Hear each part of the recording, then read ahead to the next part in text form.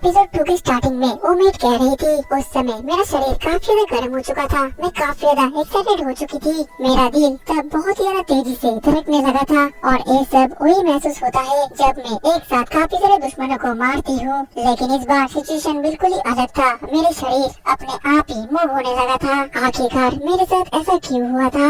अब अगले सीन में प्रेजेंट में हम उस मेट को देख पाते हैं जो कि कचरे को अपने एसिशियन स्किल की मदद से काफी ज्यादा छोटे कर देती है, जिसकी मदद से काफी कम जगह में काफी सारे कचरा इकट्ठा करा जा सकता था। और वो देखकर तभी वहाँ पर हितोशी आ जाता है और शॉक हो जाता है। कहता है कि तुमने तो काफी अच्छे तरीके से कचरे को इकट्ठा किया है, तुम्हारा काफी ज्यादा शुक्रिया। अब अगले पल जैसे वो दोनों कचरे को बाहर फेंकने के लिए आते हैं तब हितोशी ये देखकर हैरान हो जाता है कि कोई उसके घर के सामने एक डॉग को छोड़कर चला गया था।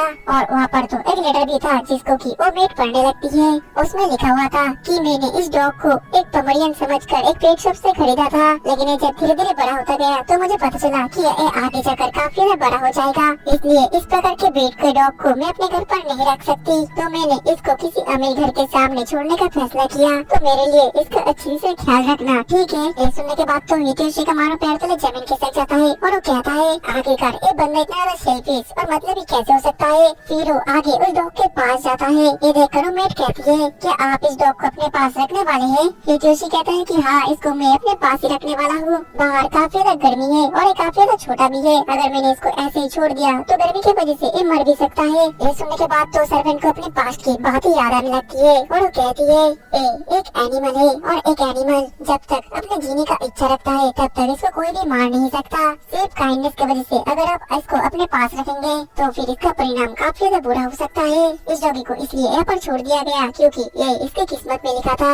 ऐसे कमजोर जानवर को जंगल में मरना ही पड़ता है और इस प्रकार के जानवर को अगर खुद को मजबूत करने के लिए मजबूर न कराया गया और आप अगर इसके लाइफ को बिना मतलब के बचाते हैं तो इसका परिणाम काफी तो बुरा हो सकता है और ये आपको परेशान भी कर सकता है। जब हमें हितोशी कहता है तुमने जो कुछ भी कहा वो मुझे बिल्कुल भी समझ में नहीं आया, लेकिन पिछले दिन जब तुमने मेरी जान बचाया था तब वो तुमने दया की वजह से तो नहीं किया। ये बात उस मेट की पूरी तरीके से दिल को छू लेता है और पर हितोशी आगे कहने लगता है अगर हम किसी की जिंदगी खतरे में देखे तो हमारी इंसानी फितरत कुछ सोचने से पहले उसकी मदद करने के लिए अपने आप ही बढ़ जाता है। और इसके अलावा मैं ये भी फील कर सकता हूँ कि अगर कोई तुम्हें छोड़कर चले जाए तो उस वक्त कैसा लगता है। अब अगले सीन में वो दोनों कचरा फेंकने के बाद घर के अंदर आ चुके थे। हितोशी तो उस डॉग के साथ खेल रहा था और कह रहा था तुम तो काफी ज्यादा फ्रेंडली और क्यूट हो, लेकिन वो जो मेट थी वो तो डर के मारे दूर खड़ी हुई थी। तब हितोशी कहता है क्या तुम इसको पकड़ना चाहोगे?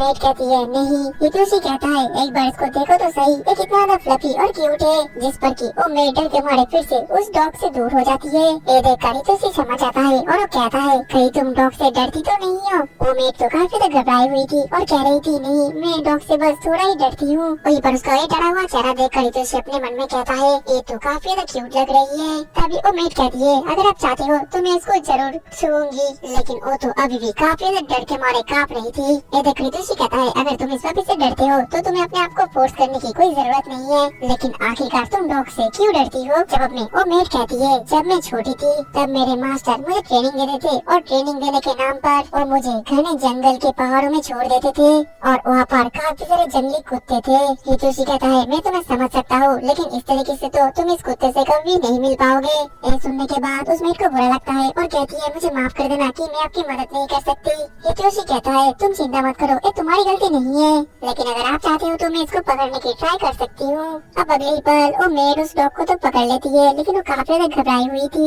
हितोशी कहता है कोई बात नहीं, अगर तुम इसको पकड़ नहीं सकती तो रहने दो। वो मेट तो अभी भी डर रही थी और कह रही थी ऐसा कोई भी काम नहीं है जो कि मैं ना कर पाऊँ। हितोशी तभी पूछता है कि ये तो काफी ज्यादा क्यूट है, आखिरकार तुम इससे डरती क्यों हो? मेट कहती है इसके खतरनाक पंजे और इसके भयानक दांत और इसके आंखें मुझे काफी ज्यादा डरावने लगते हैं। हितोशी इस पर कहता है लेकिन मुझे तो ये पपी एक बहुत ही बड़ा मोची केक की तरह लगता है। तभी वो पपी तो उस मेट की उंगली को अपने मुंह में डाल देता है। ये देखकर तो मेट और भी ज्यादा डर जाती है और बहुत ही ज्यादा कपने लगती है। ये देखकर हितोशी उसको समझाने लगता है और कहता है तुम चिंता मत करो, ये बस तुम्हारे साथ खेल रहा है। वहीं पर वो मेट तो डर के मारे उस पपी को दूर फेंकने वाली थी, लेकिन हितोशी उसको रोक लेता है।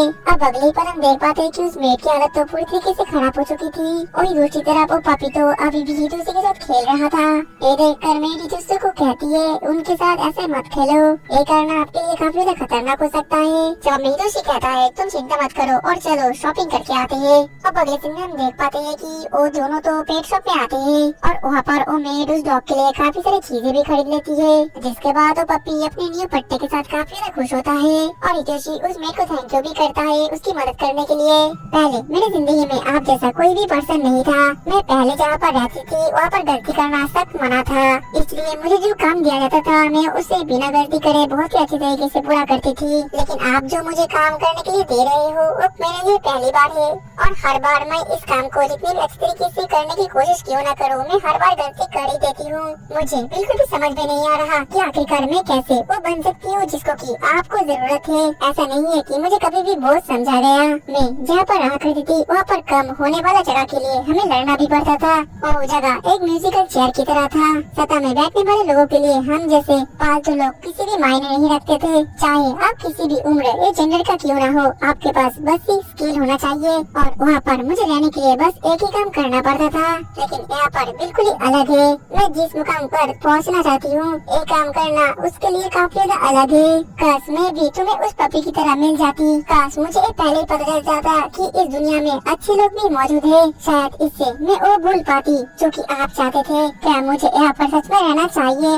मुझे नहीं लगता कि आपको मेरी यहाँ पर कोई जरूरत भी है। तभी हितोशी कुछ बोल पाता, लेकिन वो डॉगी तो हितोशी को आगे खींच लेता है। फिर वो रुककर कहता है, तुम्हारी बात सुनकर मुझे ऐसा लगता है कि तुम अपना पुरानी नौकरी के छोड़कर एक नॉर्मल लड़की की तरह बनना चाहती हो और ये सोचना काफी ज्यादा अच्छी बात है। ये सुनने के बाद तो उमेद काफी ज्यादा हैरान होती है और अपने मन में कहने लगती है, लोगों को मारना छोड़ के एक नॉर्मल लड़की की तरह जिंदगी बिताना मैंने तो ये सोचा ही नहीं था। आगे हितोशी कहता है कि देखो ये सनसेट कितना ज्यादा सुंदर लग रहा है। इस पर उमेद उसके पास आती है और फिर सनसेट को देखने लग जाती है और वो अपने मन में कहने लगती है, अगर मैं लोगों को मारना छोड़ दूं और अपने पास्ट को भूल जाऊं तो फिर इस दुख भरी दुनिया से बाहर भी एक अच्छी दुनिया क्या मैं इसको अच्छी तरीके से जान पाऊंगी।